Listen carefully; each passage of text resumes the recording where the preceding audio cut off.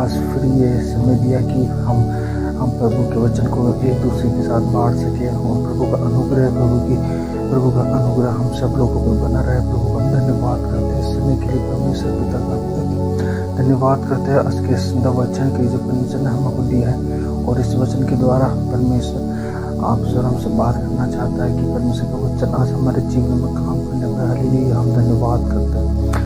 हम बाइबल में से निकाली गई यूहन्ना की पत्री उसका 15वां अध्याय उसकी 16वीं आयत। यूहन्ना की पत्री उसका 15वां अध्याय उसकी 16वीं आयत, जहाँ इस प्रकार लगा, तुमने मुझे नहीं चुना परंतु मैंने तुम्हें चुना और तुम्हें ठहराया ताकि तुम जाकर फल लाओ और तुम्हारा फल बना रहे, कि तुम मेरे नाम से जो कुछ पिता से मांगो वह तुम्हें थे।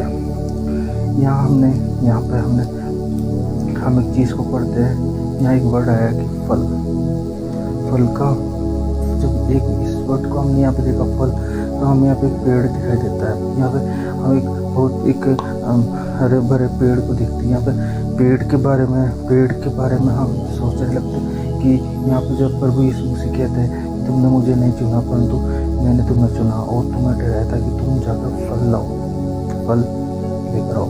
यहाँ एक हमारी सोच में, हमारी थिंकिंग, हमारे माइंड में इस बात का यहाँ पे ये बात हमारे दिमाग में जरूर है कि प्रभु यीशु मसीह यहाँ पे उस फल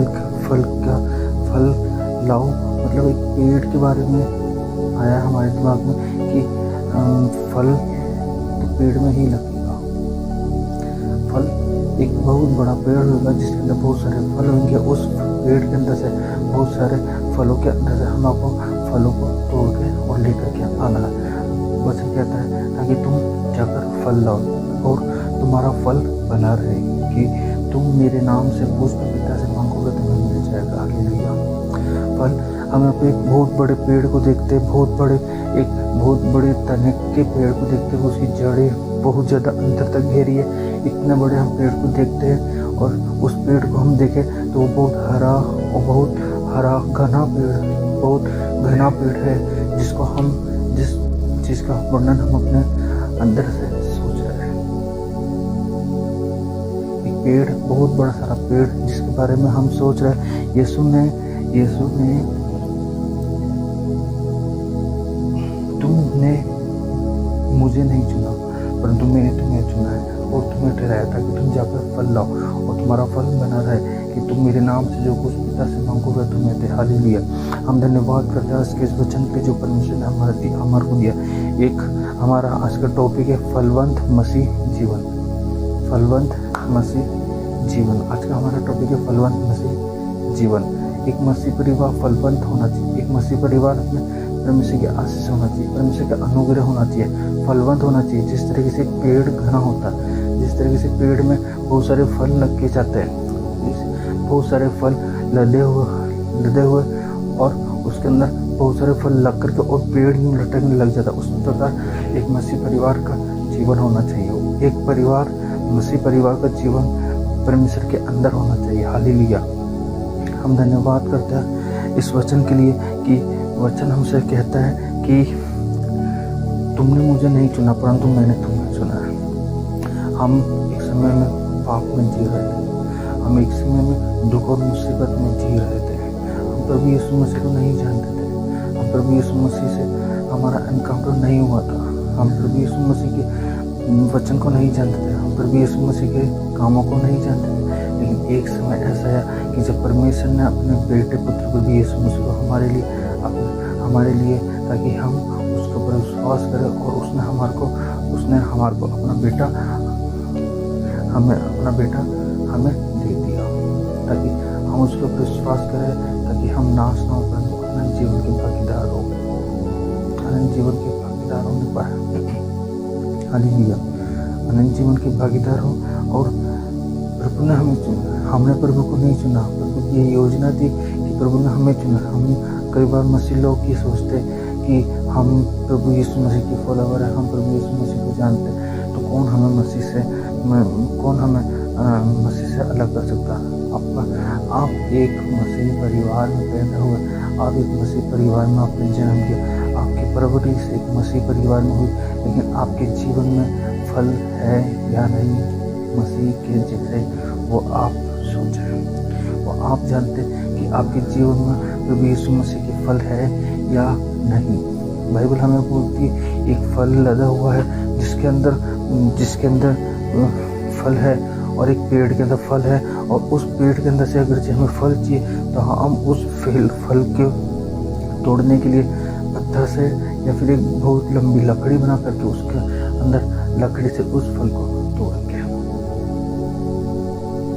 हम खड़े खड़े देखेंगे तो वो फल हमारे पास में नहीं आएगा, लेकिन हमें उस फल को तोड़ने के लिए हमें उसके पास जाना पड़ेगा, उसके ऊपर चढ़ना पड़ेगा, फिर बार उसको पत्थर मारने पड़ेंगे तो फल नीचे गिरेगा। इसी प्रकार प्रभु का वचन कहता है कि मैं तुम्हारे पास आना चाहता हूँ लेकिन तुम मेरे पास आना नहीं चाहते। प्रभु का वचन कहता है तुम मेरे पास आना चाहते हो। प्रभु का वचन कहता है तुम मेरे पास आओ। तुम्हारे को किसने रोका? नाना प्रकार के बंधनों में जब हम जब जी रहे थे, हम जब दुविधाओं में जी रहे थे, जब परमेश्वर के किसी सेवक ने, किसी सेविकाओं ने परमेश्वर के वचन को हमारे बीच में आकर के हमें बताया और हमने उस वचन के ऊपर विश्वास किया, और उस वचन के ऊपर विश्वास करने के बाद में हमने प्रभु यीशु मसीह को अपने जीवन को प्रभु यीशु मसीह के हाथों में हालेलुया। आज हम प्रभु यीशु मसीह में पाए जाते, आज हम प्रभु यीशु मसीह की सेवा में अपने जीवन को रखा ताकि प्रभु का लक्ष्य जो हमारे जीवन के लिए वो हमारे जीवन से पूरा हो। कई बार हम सोचते हैं कि हमारी इच्छा पूरी हो, लेकिन हमारी इच्छा पूरी नहीं होने पर हम प्रभु की इच्छा को पूरी करने पाए। आज हम एक पेड़ के बारे में देख रहे हैं, उस पेड़ के बारे में यीशु ने हमें चुना है, हमने उसको नहीं चुना। यीशु ने हमें चुना है एक फलवंत होने के लिए। हम अपने जीवन में क्या कर सकते हैं? फलवंत होने के लिए हम अपने जीवन में प्रभु यीशु मसीह को हमें पहला स्थान देना ही पड़ेगा। फलवंत होने के लिए हमें अपने जीवन को प्रभु यीशु मसीह का आदर करना पड़ेगा। फलवंत होने के लिए हमें अपने जीवन में परमेश्वर को प्रथम स्थान देना पड़ेगा, ताकि प्रभु की योजना, प्रभु की इच्छाएं हमारे जीवन में पूरी होने पर हम अपनी इच्छाओं को मार के, हम अपनी इच्छाओं को खत्म करके प्रभु की योजना हमारे जीवन में पूरी करने पर हालेलुया। आज हम 7 बातों को देखेंगे कि प्रभु का वचन हमसे क्या कहता है। 7 बातों को हम यहाँ पे देखेंगे कि प्रभु के वचन में से कि प्रभु का वचन हमसे क्या कहता है। फर्स्ट नंबर पे है, जब हम प्रभु में बढ़ेंगे तो परिपक्व होंगे, तब हमारा जीवन फलवंत होगा। फर्स्ट नंबर पे है, जब हम प्रभु में बढ़ेंगे, परिपक्व होंगे, तब हमारा जीवन फलवंत होगा। मतलब जब हम प्रभु को विश्वास करते हैं तब तुरंत फल नहीं मिलता है। कई बार हम अपने किसी मित्र, अपने किसी रिश्तेदार, हम अपने किसी पड़ोसी, या हम अपने किसी नाना प्रकार के कहीं पे भी हम जाते हैं तो वहाँ पर हम प्रभु की बातों को हम बताते हैं, तो उस बातों को जब हम बताते हैं उस व्यक्ति के जीवन में अचानक वो काम नहीं होगा। एक समय था जब हमारे जीवन में भी हमने भी प्रभु यीशु मसीह को माना, प्रभु यीशु मसीह की योजना बातों को हमने अपने जीवन में लिया, तो प्रभु यीशु मसीह का काम हमारे जीवन में एकदम नहीं हुआ।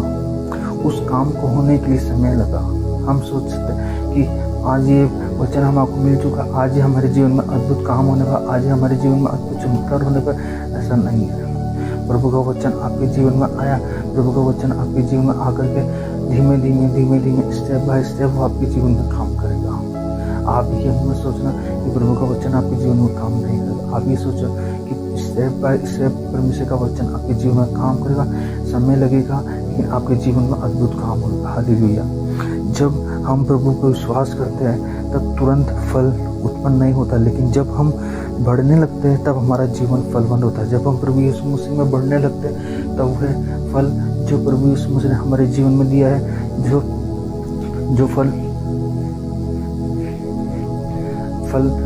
बढ़ने लगते हैं जब हम अपने जीवन को परमेश्वर की बातों में लगते हैं, परमेश्वर के वचन में करते हैं, परमेश्वर के काम में लगाते हैं, परमेश्वर की सेवा में लगाते हैं, तब वो फल हमारे जीवन के द्वारा दिखाई देने लगते हैं। जब वो वचन हमारे अंदर बढ़ता चला जाता है, जब हमारे जीवन में परमेश्वर की बातें आने लगती है, जब हमारे जीवन के अंदर से इधर उधर की बातें खत्म होती है, जब वो फल हमारे जीवन में काम करना चालू करते हैं। हालेलुया। जब हम प्रभु में बढ़ेंगे, परिपक्व होते चले जाएंगे, तब हमारा जीवन फलवंत होगा। और जब हम प्रभु पर विश्वास करते हैं, जब वह फल काम नहीं करे, लेकिन जब हम प्रभु विश्वास करते करते अपने जीवन को आगे लेके चलते, जब वो फल हमारे जीवन में अद्भुत रीति से काम करने हालेलुया। हम धन्यवाद करते हैं इस वचन के लिए। सेकंड नंबर पे हम देखेंगे कि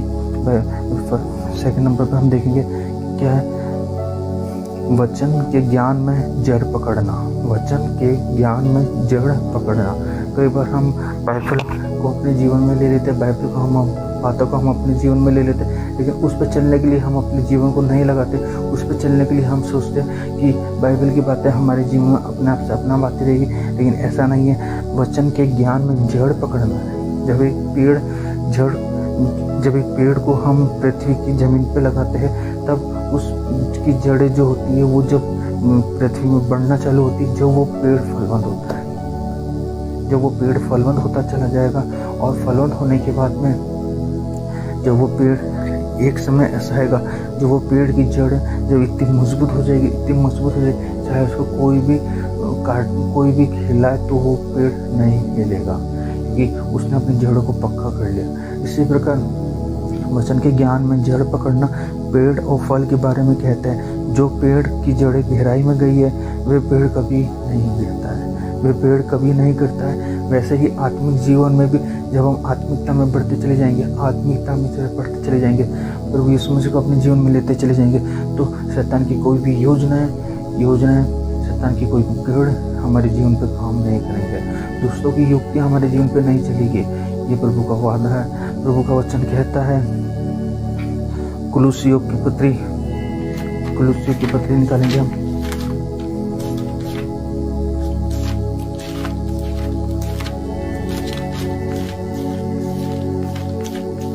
कुलुस्सी की पत्री उसका 2 अध्याय और उसकी 6 आयत और 7 आयत में जहाँ इस प्रकार लिखा है, कुलुस्सी की पत्री और उसकी 6 आयत और 7 आयत में जहाँ इस प्रकार लिखा है, सो जैसे तुमने मसीह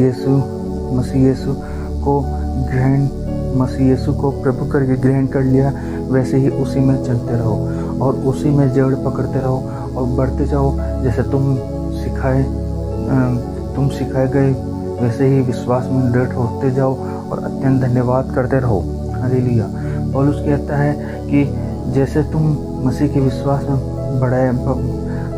विश्वास में जड़ पकड़ते गए, उसी में बढ़ते जाओ। जैसे तुम सिखाए गए, वैसे ही विश्वास में दृढ़ होते जाओ। यहाँ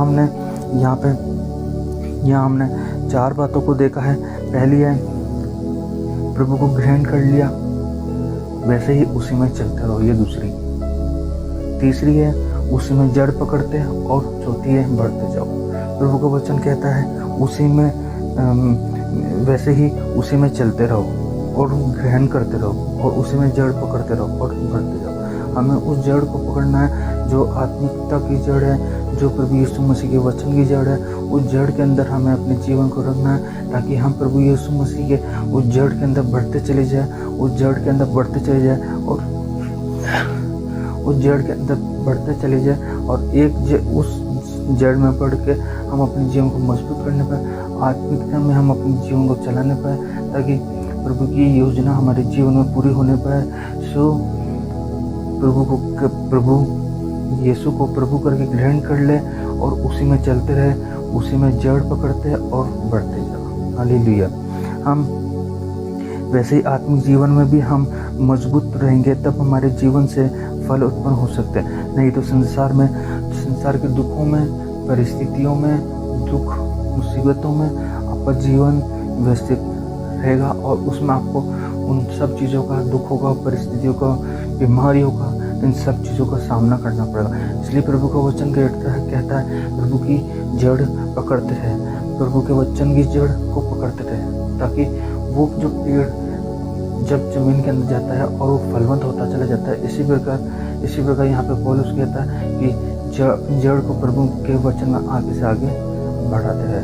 आज हमें ये सोचना है कि हमारी जड़ प्रभु में कितनी मजबूत है। आज हमें ये सोचना है कि प्रभु में हमारा जीवन कितना मजबूत है। क्या हम आज भी संसार के रीति रिवाजों को मान रहे हैं? क्या आज भी हम अपने जीवन को प्रभु की योजना प्रभु के सामने नहीं रख रहे? आज अगर जी आप अपने जीवन को प्रभु के सामने नहीं रख रहे, तो आज ही समय है कि अपने जीवन को प्रभु के सामने रखें। हालेलुया।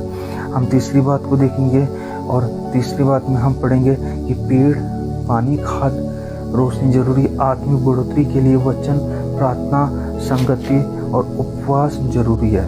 पेड़, खाद, पानी, रोशनी जरूरी है।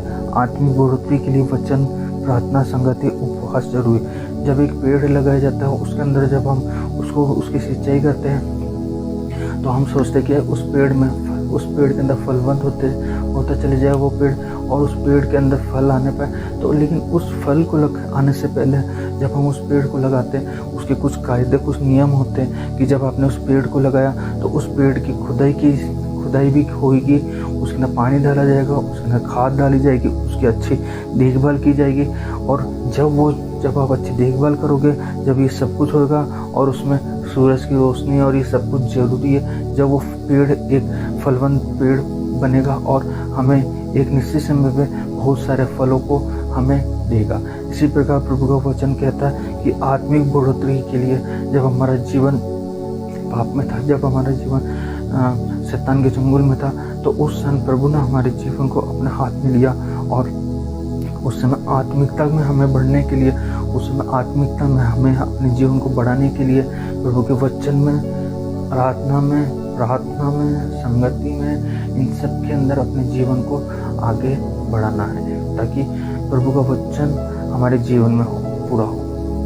हम पेड़ को तो हम अच्छे से पानी पिला रहे हैं, पेड़ को तो हम अच्छे से खाद दे रहे हैं, पेड़ को तो हम अच्छे से धूप के अंदर रख रहे हैं, पेड़ की तो हम अच्छे से देखभाल कर रहे हैं। क्या आपके जीवन में आत्मिकता में आप जब बढ़ रहे हैं तो आपके जीवन में प्रार्थना का जीवन है? क्या आपके जीवन में आराधना का जीवन है? क्या आपके जीवन में संगति का जीवन है? क्या आपके जीवन में प्रभु के साथ उपस्थिति में बैठने का समय है? आपको जब आप आत्मिकता में बढ़ना चाहते तो आपको इन सब चीज़ों का अपने जीवन में स्थान देना पड़ेगा। प्रार्थना का जीवन, प्रार्थना के समय, आराधना का समय, वचन के समय, और हम प्रभु की उपस्थिति में बैठ न पाए। और प्रभु की उपस्थिति में जब हम बैठेंगे तो प्रभु की उपस्थिति में संगति का समय संगति के साथ में होना चाहिए। जब प्रभु हमारे जीवन में जब काम करेगा, और जब काम वो करेगा तो हमारे जीवन में हम अपने जीवन को बदलते हुए देखेंगे, हम अपने जीवन को रेक्टिफाई करेंगे, ताकि हम अपने जीवन की हर एक उन गलतियों को, उन हर एक बातों को अपने जीवन से बाहर निकालें। और जब हम उन बातों को बाहर निकालेंगे तब प्रभु का वचन हमारे जीवन में काम करता चले जाएगा। और जब प्रभु का वचन हमारे जीवन में काम करता चले जाएगा तो प्रभु का वचन हमारे जीवन में अद्भुत रीति से बसने पाएगा। एक पेड़ को सब चाहिए, पानी, खाद आदि, वैसे ही आत्मिक बढ़ोतरी में प्रार्थना, संगति, उपवास जरूरी है। हम अपने जीवन में उपवास करें, हम अपने जीवन में प्रभु के साथ में उपवास के साथ में बैठें, ताकि प्रभु हमारे साथ में जब हम प्रभु के साथ में उपवास में बैठेंगे तब प्रभु हमारे साथ में हमारी मदद करेगा। हालेलुया।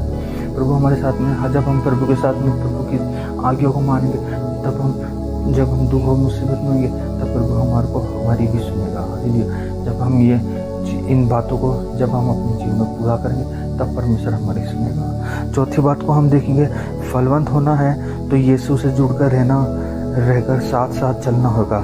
जब हम प्रभु यीशु मसीह के साथ में चलेंगे तो हम, अगर जी उससे पहले फलवंत होना चाहते हैं तो हम फलवंत होने के लिए प्रभु यीशु मसीह के साथ में हम अपने जीवन को लगाना है, हम अपने जीवन को प्रभु यीशु मसीह के साथ में चलाना है। हम अपने जीवन को हर एक समय पे, हर एक स्थान पे प्रभु यीशु मसीह को प्रथम स्थान दे करके हम अपने जीवन को आगे बढ़ा सकते हैं। जब हम फलवंत होंगे तो फलवंत होने के लिए हमें अपने जीवन को परमेश्वर के साथ में चलाना होगा। और इसके लिए हम पढ़ेंगे यूहन्ना की पत्री उसका 15वां अध्याय, यूहन्ना की पत्री उसका 15वां अध्याय और उसकी 4थी आयत को। तुम मुझ में बने रहो और मैं तुम में बना।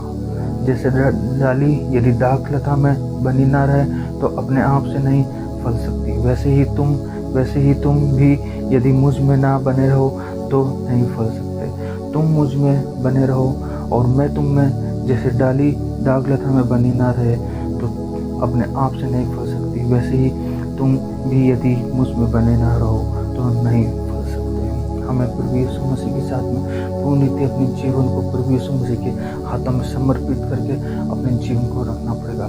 कि एक डाली जब वो सूख जाती है तो उसको काट दिया जाता है, उसको ख़त्म कर दिया जाता है, उसको उस पेड़ से अलग कर दिया जाता है। पेड़ डाली के बिना नहीं जी सकती है।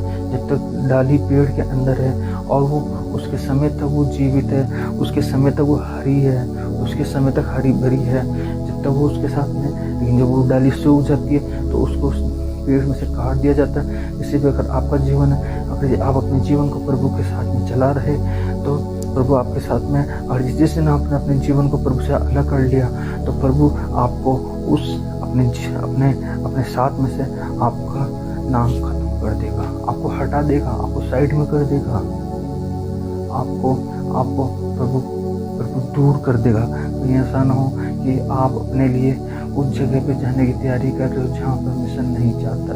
आप परमेश्वर के साथ अपने जीवन को रखें, आप अपनी हर एक बातों को परमेश्वर के सामने रखें। आपके जीवन में दुख है, आपके जीवन में दुख है, मुसीबत है, परिस्थिति, कोई बात नहीं, आप परमेश्वर को पूछना नहीं। परमेश्वर आपके जीवन को सही करेगा। और फलवंत होना है तो यीशु से जुड़कर रहना ही पड़ेगा और उसके साथ साथ चलना होगा। फलवंत होने के लिए हमें प्रभु के साथ में चलना पड़ेगा। फलवंत होने के लिए हमें प्रभु के साथ चलना पड़ेगा, उसके साथ रहना पड़ेगा, उसकी संगति में रहना पड़ेगा।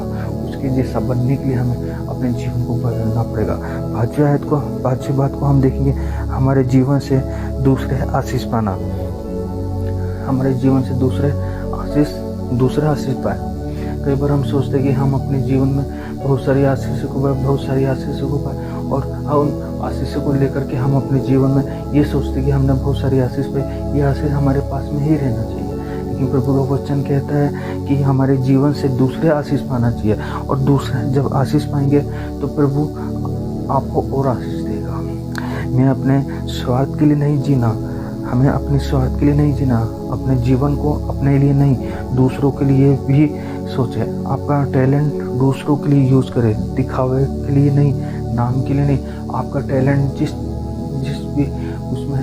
जिस भी काम में आपका टैलेंट है, उस काम को आप दूसरों तक पहुँचाएं, ताकि प्रभु का वचन उन लोगों तक पहुँचने पाए। आप अपने लिए नहीं सोचें, आप दूसरों के हित के लिए भी सोचें। कई बार हम अपने जीवन में अपने लिए सोचते हैं, कई बार हम अपने जीवन में सिर्फ ये सोचते हैं कि हमारा भला हो।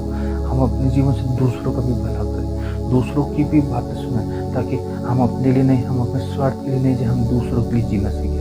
हम अपने जीवन में दूसरों के लिए जीना सीखें, ताकि आज जब हम दूसरों के लिए जीना सीखेंगे तब परमेश्वर हमको अपनी सामर्थ्य भरेगा और हमें और ज़्यादा फलवंत बनाएगा। हालेलुया।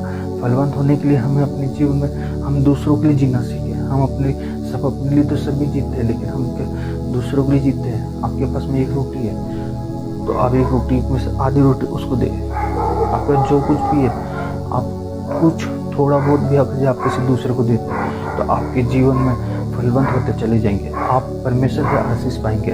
आप संसार से अपेक्षा मत करना, आप संसार में किसी मनुष्य से अपेक्षा मत करना, प्रभु से अपेक्षा करना कि प्रभु आपको देगा। हालेलुया। हम छठी बात को यहाँ पे देखेंगे, फलवंत जीवन में घमंड नहीं होती है। फलवंत जीवन में घमंड नहीं आना चाहिए, बल्कि फलवंत जीवन में हमें नम्रता का जीवन होना चाहिए। फलवंत जीवन में हमें घमंड नहीं होना चाहिए। जिस डाली में फल होते हैं वह डाली हमेशा झुकी रहती है। जिस डाली में फल होते हैं वह डाली हमेशा झुकी रहती है।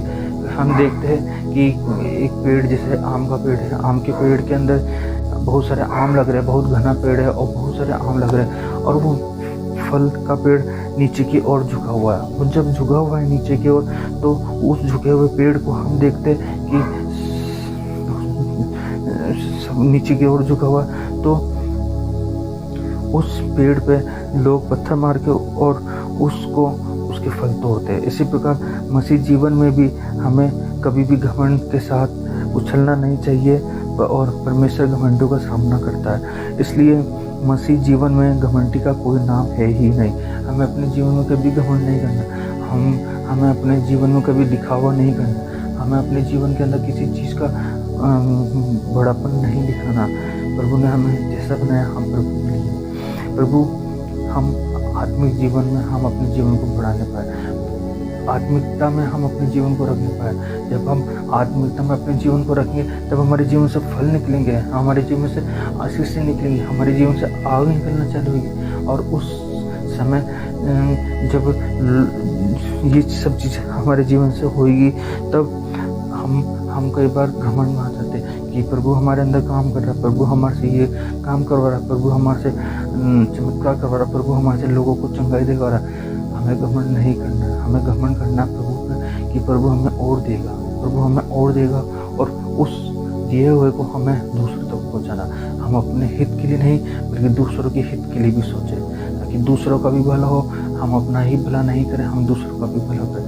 तब जब आप दूसरों का भला करेंगे तो प्रभु आपको आशीष देगा, प्रभु आपको उन आशीषों से नवाजेगा। हालेलुया। हम सातवें बात को देखेंगे, लास्ट एंड फाइनल बात को, कि फलवंत जीवन में बहुत संघर्ष का सामना करना होगा। फलवंत जीवन में हमें बहुत संघर्ष का सामना करना होगा। मसीह जीवन में कष्टों का सामना करना पड़ेगा। मसीह जीवन के अंदर हमें हर एक चीज़ का सामना करना पड़ेगा। लोग आपको टट्टा मोड़ेंगे, लोग आपको गलत बोलेंगे। मसीह जीवन में आपको बहुत सारी विपत्तियों का सामना करना पड़ेगा। जब लोग आपको पत्थरों से मारेंगे, लोग आपको गलत बोलेंगे, लोग आपको गालियाँ बकेंगे, लोग आपके ऊपर थूकेंगे, लोग आपको नाना प्रकार की बातों में फंसाएंगे। फलवंत जीवन में बहुत संघर्ष का सामना करना पड़ेगा, और ये संघर्ष प्रभु यीशु मसीह के लिए, किसी संसारिक व्यक्ति के लिए नहीं है। और जब प्रभु यीशु मसीह ने संसार में रहते हुए और दुखों को झेला है, तो हमारा भी लक्ष्य बनता, हमारा भी ड्यूटी हमारी भी कि हम भी उस चीज़ को उठाने के लिए, उस कष्टों को सहन करना पड़ेगा, दुखों को सहन करने के लिए प्रभु से सामर्थ मांगे। जब आप प्रभु से सामर्थ मांगेंगे तो प्रभु आपको सामर्थ देगा। उन दुखों में आपके साथ में परमेश्वर की सामर्थ होगी। हालेलुया। हम एक आयत को पढ़ेंगे, गलतियों की पुस्तक उसका 5वां अध्याय उसकी 22वीं आयत और 27वीं आयत को। गलतियों की पुस्तक उसका 5वां अध्याय उसकी 22वीं आयत को और 23वीं आयत को, जहाँ इस प्रकार लिखा, पर आत्मा का फल प्रेम, आनंद, मेल, धीरज, कृपा, भलाई, विश्वास, नम्रता और संयम। ऐसे कामों के विरोध में कोई भी व्यवस्था नहीं है। प्रभु आपको कह रहा है कि इन सब चीज़ों को अपने जीवन में ले लो। प्रभु का वचन कह रहा है इन सब चीज़ों को हमें अपने जीवन में लेना है, ताकि प्रभु जो चाहता है वो हमारे जीवन में होने पाए। जब हम इन चीज़ों को अपने जीवन में लेंगे, जब इन चीज़ों को हम अपने जीवन में काम करने के लिए आमंत्रित करेंगे, तब ये सारी चीज़ें जो हमने 1 नंबर से 7 नंबर तक हमने जो चीज़ें देखी है और जिन बातों को हमने देखा है, ये सब हमारे जीवन में होनी चाहिए। हम इन 7 चीज़ों के बारे में हम देखें कि फलवंत जीवन हम क्या फलवंत मसीह जीवन, हमारा जीवन क्या फलवंत मसीह जीवन है या नहीं। हमारा जीवन कैसा फलवंत बन सकता है, हमारा जीवन कैसे फलवंत मसीह जीवन बन सकता है।